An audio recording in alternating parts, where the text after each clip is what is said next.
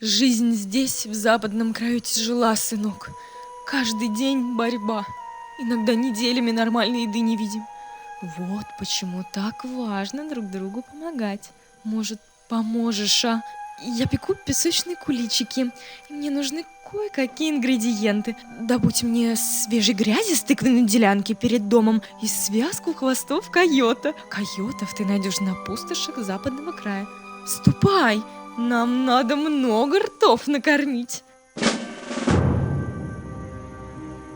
6 хвостов койота и 5 комков свежей грязи, как и договаривались. У меня от запаха принесенной тобой снеди аж в животе заурчало. О, сегодня пожрем, как короли. Вот и твой куличик западного края. Эх, если бы в реальности все было так просто.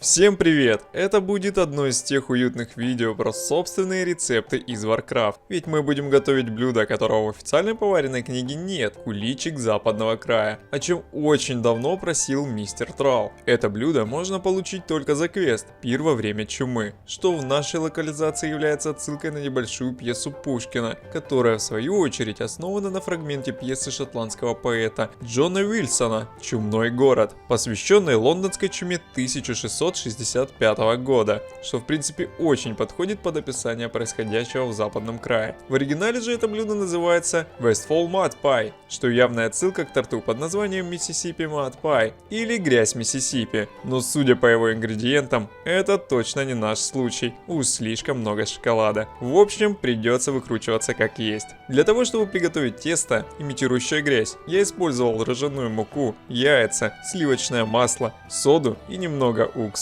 Сливочное масло отправляем таять при комнатной температуре или помогаем с помощью слабого огня. Тем временем взбиваем яйца в большой миске. Когда масло растает, добавляем его к яйцам. Соду гасим с помощью уксуса. Хорошенько все это дело взбиваем и начинаем добавлять ржаную муку. Вымешиваем плотное, но эластичное тесто, которое не должно липнуть к рукам. Для имитации хвостов койота я выбрал свиную вырезку. Осталось только нарезать их на кусочки потоньше. Но этими ингредиентами я не стал ограничиваться и решил добавить немного лука. Чтобы приготовить начинку, нарезаем хвосты на небольшие кусочки и режем лук как можно мельче. Когда основные ингредиенты будут подготовлены, разогреваем в сковороде масло, обжариваем в нем мясо, добавляем лук и, конечно же, не забываем про специи. Тут уже по вкусу. Когда лук станет мягким, а мясо будет готово, добавляем немного муки и тушим еще около 5 минут. Осталось сформировать наш пирог. Для этого выложите в подготовленную форму теста, высыпаем начинку, украшаем черносливом, который неплохо сочетается с мясом, и с помощью него мы добьемся схожести с иконкой в игре. Отправляем в разогретую до 180 градусов духовку примерно на 30 минут, а перед подачей на стол дайте ему постоять в форме еще минут 10. И вот только после этого вы получите ваш куличик западного края. Могу с уверенностью сказать, что эксперимент удался.